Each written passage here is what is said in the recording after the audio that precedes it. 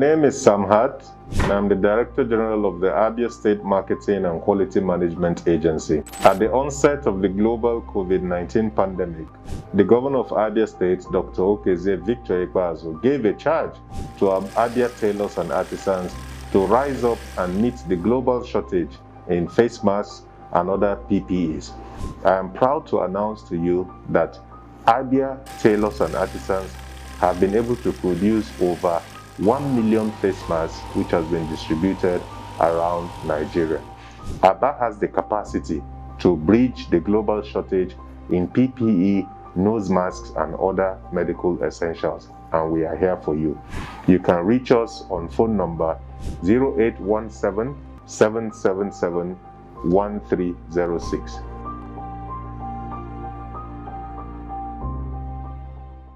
Hello everyone, welcome to today's episode of the Osasu Show. In today's program, we have the former African Union representative to the United States, Ambassador Arikana Chihombori. She will be speaking to us about how Africa can reposition itself post-COVID-19. Don't go anywhere, it promises to be a very enlightening interview.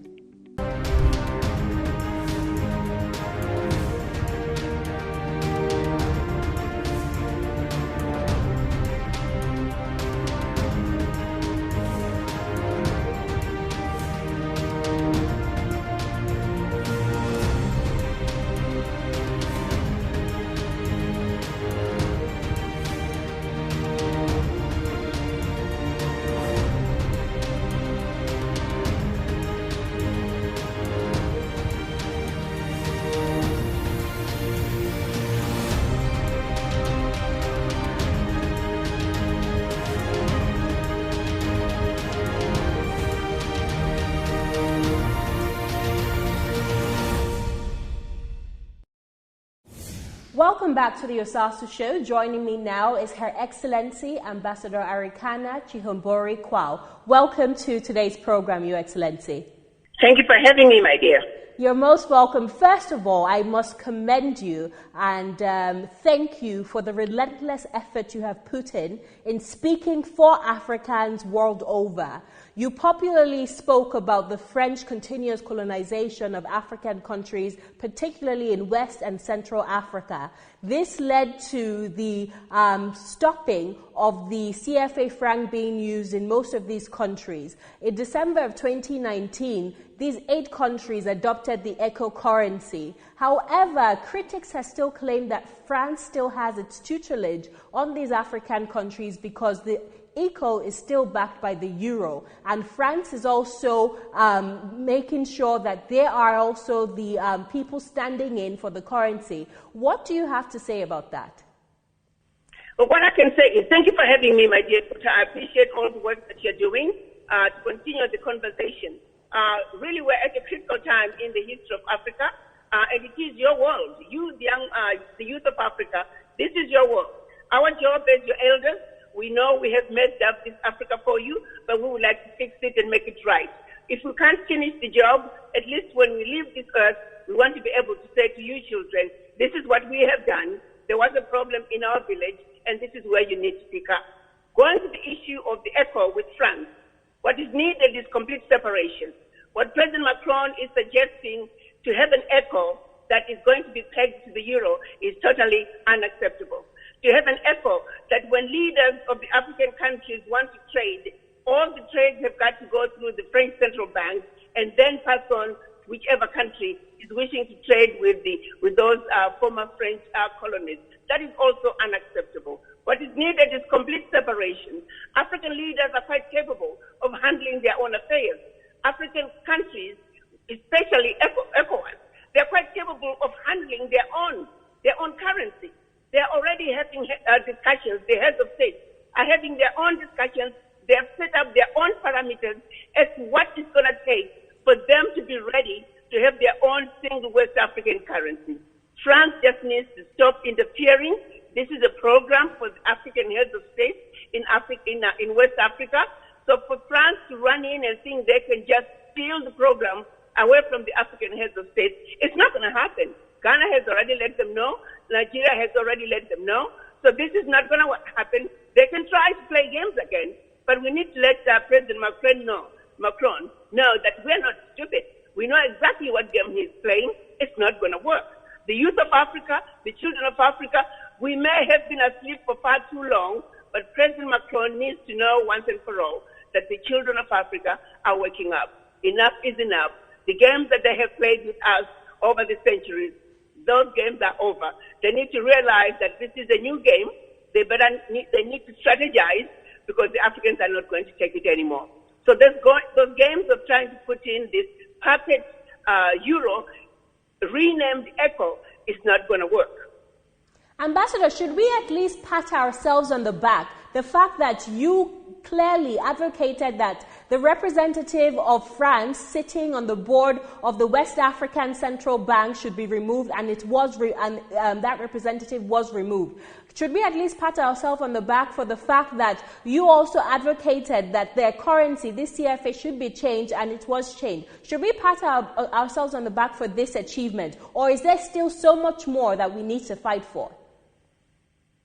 No, we are not ready to pat ourselves on the back yet. A lot more work is yet to be done. You got to understand that France is going to be a tough nut to crack. Uprooting France out of Africa, period, is going to be a tall order. Let's make no mistake about that. For France, getting out of Africa is a do or die. For them, without Africa, France is worse than a third world country. So we know that. What is needed from France is to treat Africa fairly. Come to the table and treat the Africans fairly. Africa is a huge continent. Africa could feed all of China, all of India, all of Europe.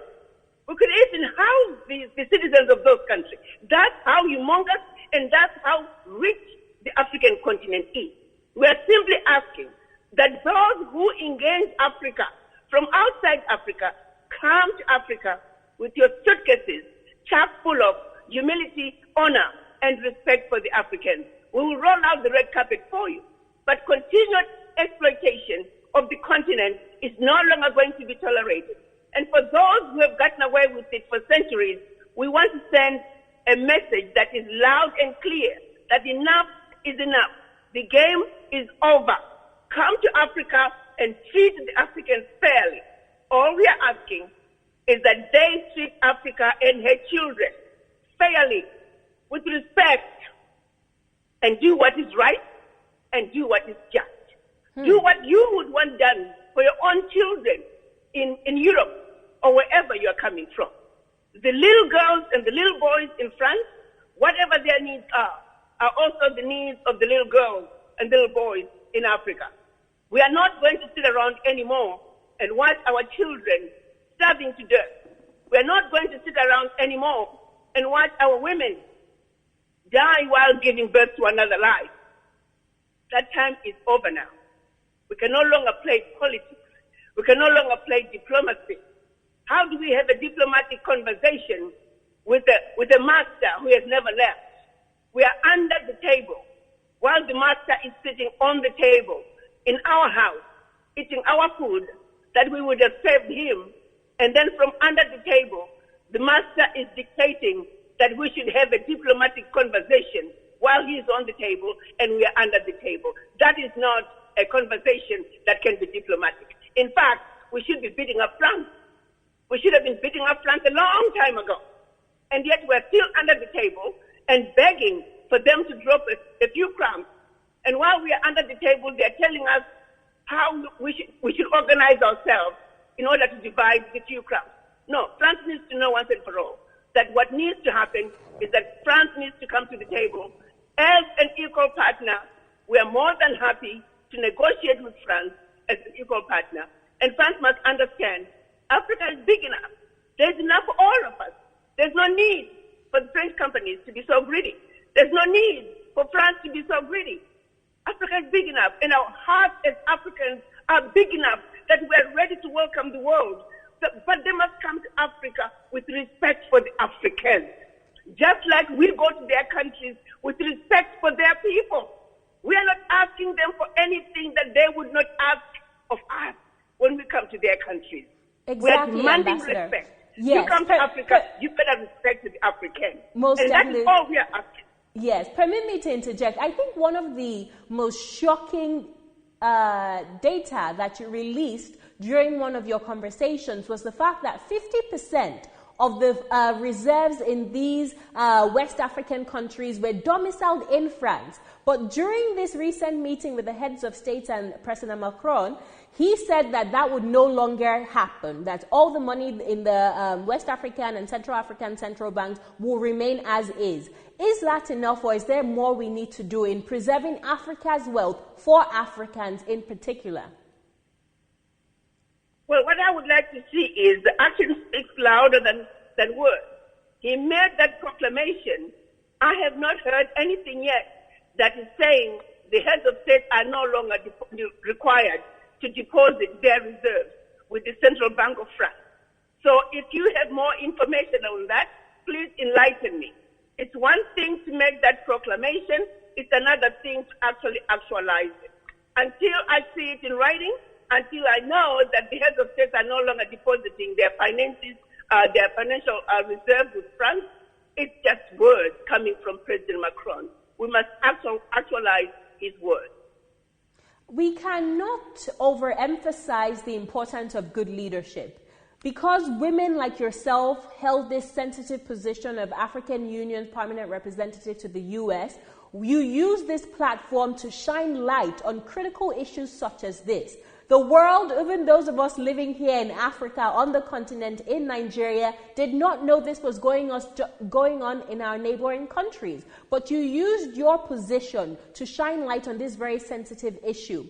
So you can definitely agree with me that leadership is very important. What can African leaders do at this point, given the global pandemic? The COVID-19 has affected economies, has affected the way we interact socially. What can African leaders do now to reposition itself from a place of strength, from a place of power, to ensure that our continent thrives once and for all, and we don't just pay lip service to the fact that, yes, we're rich in natural resources, yes, we're a blessed continent, but we start to exemplify these blessings given to us? Well, first of all, I'm constantly reminding everybody to go back to the Berlin Conference. If we understand why they met in Berlin, it's easy to understand where Africa is today. If we understand what happened in 1884, from November 1884 to February of 1885, we will understand why we are today. If we also understand what took place during those 4 months, it will also disgust us to say 136 years later, a strategy that was put in place to keep us forever defeated and dominated remains in place today. And we actually seem to have completely forgotten about it. We have normalized it. We have accepted it. Berlin Conference intentionally broke us up into the tiny little economies that cannot survive on their own. Let me reiterate what I've always said. How can Togo negotiate with the European Union? How does Djibouti negotiate with China? How does Central African Republic negotiate with the United States? We must learn something from the United States. United States understood that as Delaware, the state of Delaware, cannot survive, as the state of Illinois alone cannot survive, California, even California and Texas, the biggest states in the United States, they knew their strength was in the numbers and in their unity. So they came together and created the United States of America. Africa should be a continent that needs to grow up to be like the United States. We must come together and be the Africa that we were before the Berlin Conference. Berlin Conference was a strategy designed to see to it that we will forever be chasing our tails as tiny little economies. We must come together. That is why our Pan-African fathers met in 1963, precisely to put together, to rebuild that which was destroyed by the colonizers by breaking us up during the Berlin Conference. Sadly, they did not succeed. It took us 56 years since 1963 to finally come up with what we are now calling the African Continental Free Trade Area, which was signed in 2018 by the African heads of state. Implementation of that decision was supposed to be in July. Thanks to COVID, it's been pushed back to January. When we come together as Africa, when we go to the negotiating table as Africa, the continent, we are a powerhouse. We are a heavyweight. And we belong on the world stage with other heavyweight boxers. But to honestly think that Togo can go to the world market as Togo, that is ridiculous, it is laughable, and it is unbelievable that for 135 years we have allowed this stupidity to go on. How does Djibouti go to the world stage and claim sovereignty, standing next to the United States, standing next to China, standing next to the European Union, standing next to India? Djibouti is going to be swallowed. It is just that simple. And we Africans sit back and complain about why Djibouti is not doing this, why Togo is not doing this, why Malawi is not doing this. These are little boys being forced, being thrown in the heavyweight boxing ring every day. Let's understand our Africa from the root. Let's not be forced to complain about the leaves of this tree and the flowers of this tree, which are going to come and go one season after the other, and completely disregard the root causes of why Africa is where it is today. So to answer your question, what Africa needs is unity, is an Africa speaking with one voice. None of the former French colonies can fight France on their own. It's only when they come together as West Africa, when Africans come together as Central Africa, but even better, when we come together as the continent, can we take a position and push back in a manner that we can actually succeed. Now, I have to say, my young daughter, that time is around the corner, because the African youth are waking up. The Africans are saying enough is enough. We've been asleep for far too long. We are waking up from our slumber of centuries. Yes, granted, we were systematically put there. We were systematically brainwashed. But the game is up, and the Western world and now the Eastern world, they must also wake up and smell the coffee. That they can no longer continue this game with the old rules. It is a new game that is calling for new rules of engagement. We are open. We are Africans. We have a huge heart. This is who we are, and we are ready to accommodate anybody that's going to come to us with respect. That is all we are asking. We are asking that they respect us. We are asking that they treat us fairly. These unfair trade policies can no longer be tolerated. So my hope is, come January next year, we can officially implement the African Continental Free Trade Area. So our Africa, united, can go to the world stage as one customs union. Now we are talking of a superpower. Now we are talking of a powerhouse. United, nobody can mess with us. So that is the answer. That is the solution to Africa's problems. But to try and deal with these issues on a national level, it's never going to work. We are forever going to be chasing our tails, which is precisely where they want us to be. And they have succeeded. So to those who contrived the Berlin Conference, I say to you from your graves, wherever you are, congratulations. Job well done. 135 years later, the children of Africa are still chasing. We are still chasing our tails. Ambassador Arikana, understanding the root cause to any problem is one step towards fixing it. So I thank you so much for clearly elucidating and explaining the root cause of Africa's problems. But would you also consider the lack of capable leadership as an endemic issue across Africa? We talk about the issue of corruption across African leaders. We talk about the issue of ineptitude, the issue of basic education for even most of these leaders. You hear the conversations that most of these leaders have, and you wonder, are they even educated enough to hold this position of power? So what is the solution, homegrown solutions, that we as Africans can prefer to pick the right leaders? Because we see a lot of thugging and violence during the election elections. And anybody who has the money, the financial capacity, just assumes that power of leadership without having the requisite knowledge and self-composure to actually attain that level of power. So what can we do as Africans, African youth, people passionate about this continent, to elect the right leaders? We understand that the root cause has been decided over 135 years ago, but what can we do as a people to change the course of things, to ensure that we have capable men and women at the helm of affairs to lead this continent forward? Let me give you an example, my daughter, of you and I on a journey, and a few of your friends, and we're lost in the forest. And in our efforts to go home, we pick up the wrong lane. Instead of going east, we are going west. It doesn't matter how much strategizing we do. We are on a losing path. We are not going home until we find our way and turn around and be on the right path going east. That is the only way we are going to go home.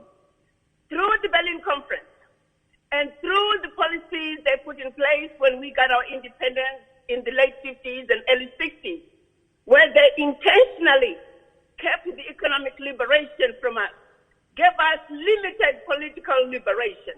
And I'm saying limited because they still continue to control the politics of the land through their various conniving means. We are not in control of our destiny. It's like you and I, my daughter, like I said, we're trying to go home. We are lost in the forest. We are going west when we should be going east. First and foremost, Africa must be on the right path. You can win all the fights you want to win. If you are on a losing path, you are still going down. You can win all the fights you want.